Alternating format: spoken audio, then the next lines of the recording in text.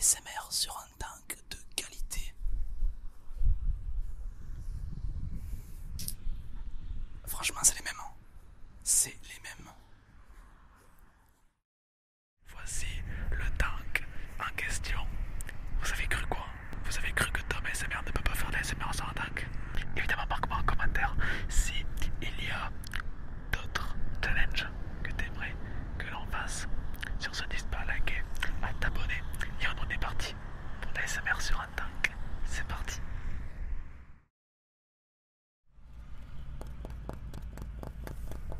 Là, on est vraiment sur un tank de qualité.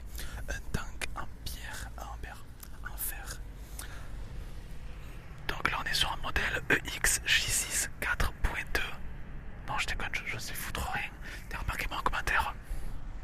Qu'est-ce que c'est comme tank? Est-ce que c'est un tank réel? Bon, est-ce que c'est un tank qui a réellement servi? Car je n'en sais rien du tout en fait. Peut-être que oui.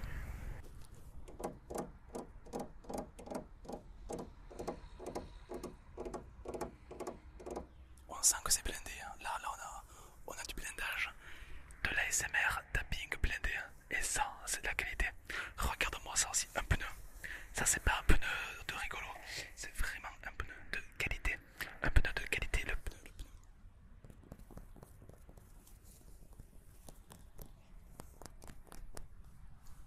Et c'est pas fini. Il y a également des pneus pas en caoutchouc. Il y a des pneus en titane. Des pneus. Regarde-moi un petit peu la qualité de ces pneus. C'est vraiment des pneus. Comment dire ça? Des pneus en métal. Des pneus très ronds.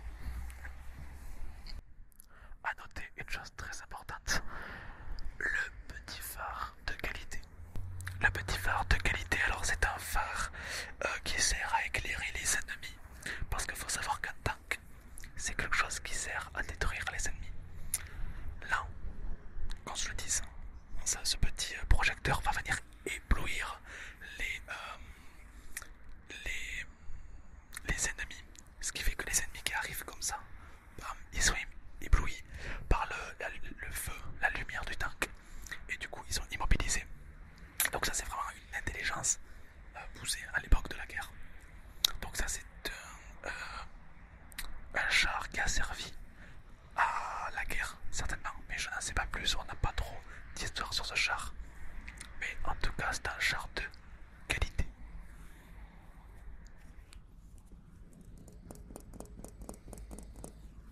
Là, on a donc le feu qui sert à éblouir les ennemis. Mais c'est pas fini. C'est pas fini. Là, ici, on a une roue.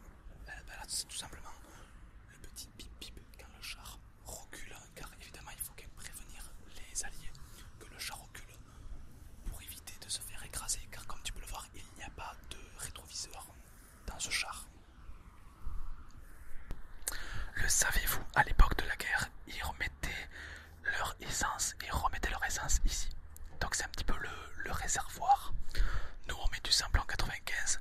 Eux pareil, ils mettaient donc du samplon 95, mais pas plus de 10 euros parce que c'était relativement cher. C'est pour ça que les chars à l'époque de la guerre, ils roulaient pas très loin car l'essence coûtait trop cher.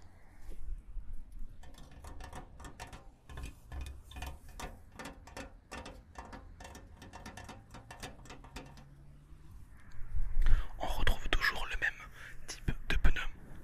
Voilà, comme tu peux le voir, il y a des coquillages, des petits coquillages sur le pneu. C'est tout simplement parce qu'à l'époque, ils roulaient sur l'eau. Voilà, et du coup, comme ils roulaient sur la mer, sur l'eau, forcément les coquillages avaient tendance à s'accrocher au pneu. C'était quelque chose de courant. On va retrouver évidemment des pneus en métal. Alors pourquoi métal? C'est vraiment pour éviter que le pneu il crève. Car à l'époque de la guerre, on ne pouvait pas se permettre de dire oh ben tiens, mon pneu a crevé, stop, je vais appeler Carglass. Non, non, à l'époque de la guerre, le pneu il crève, c'est toi qui finis crever. Donc il fallait pas que le pneu crève. C'est pourquoi on a fait en sorte que le pneu ne crève pas grâce à des pneus en titane. Car le titane n'est pas prévu pour crever tout simplement.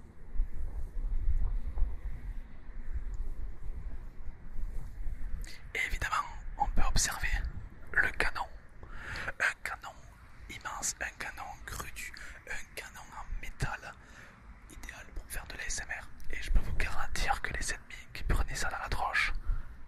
il faisait une sieste. Une sieste, il y a une sieste, t'as jamais vu ça? Là-haut, on a, ici, marquez-moi en commentaire à quoi ça sert ce truc. Je vous laisse 15 secondes pour me dire à quoi ça sert dans les commentaires. Et je vous donne la réponse tout de suite. Plus que 10 secondes. Attention, dépêchez-vous de marquer un commentaire. À quoi sert ces deux petits tubes avec une petite chaîne dessus? À quoi ça peut servir? Marquez-moi tout en commentaire. Ok, il est temps du reveal, il est temps que je vous dise à quoi servent ces deux petits tubes. Ces deux petits tubes de chaque côté en fait de l'appareil servent notamment à envoyer des obus. Car on accroche des obus et boum, ça part dans le ciel très haut et ça atterrit, on espère, sur un ennemi. Voilà. On a quoi d'autre? On a aussi des petits crochets. Ici. Ça c'était pour remorquer également.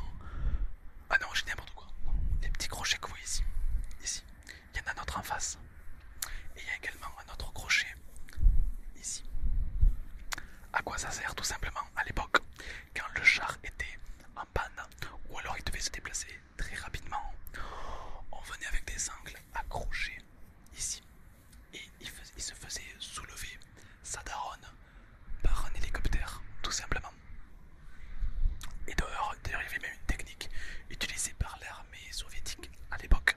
C'est-à-dire que les hélicoptères tractaient les chars d'assaut grâce au crochet. Donc ils pouvaient les soulever, les transporter.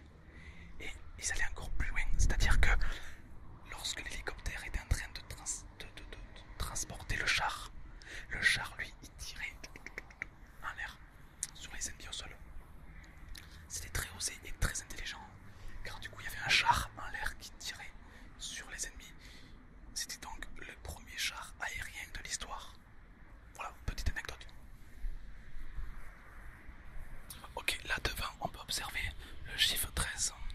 Est-ce qu'il y en a qui savent pourquoi les chars portaient régulièrement le chiffre 13 comme ceci?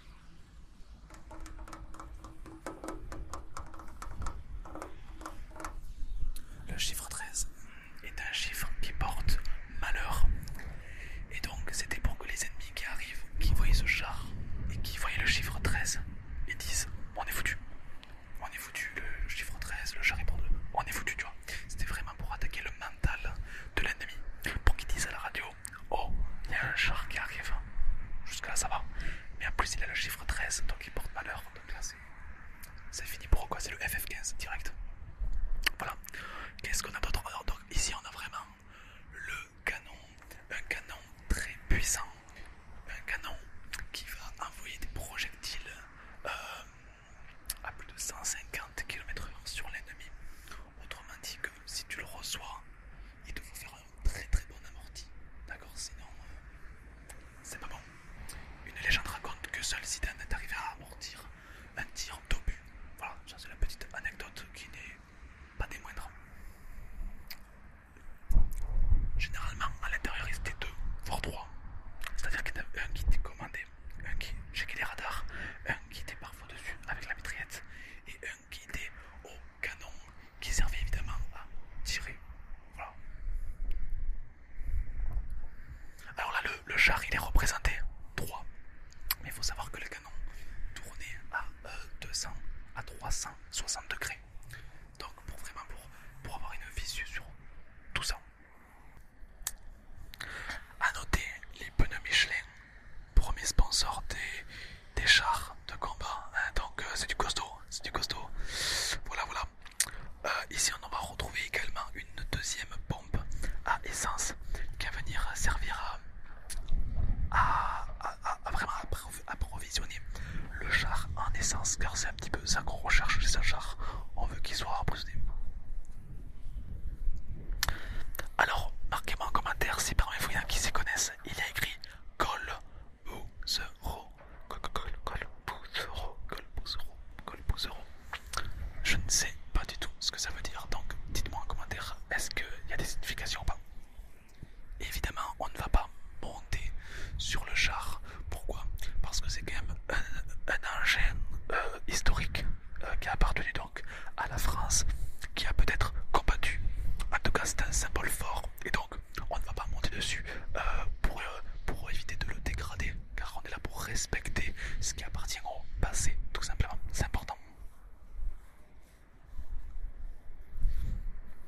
Là, on va retrouver également les deux obus qui vont tirer sur les côtés. Donc ça, c'est des tirs de mortier hein, pour essayer de dégommer un petit peu les gens qui font leur malin. Très souvent, sur le haut du tank, on y retrouve un soldat armé d'une mitraillette. Donc c'est plutôt pour l'infanterie. C'est-à-dire que ce sont des gens qui vont venir protéger les abords du tank. Pourquoi? Parce que, admettons, j'ai envie de faire une blague. Admettons, j'ai envie de faire une blague et je détiens une grenade. Qu'est-ce que je fais?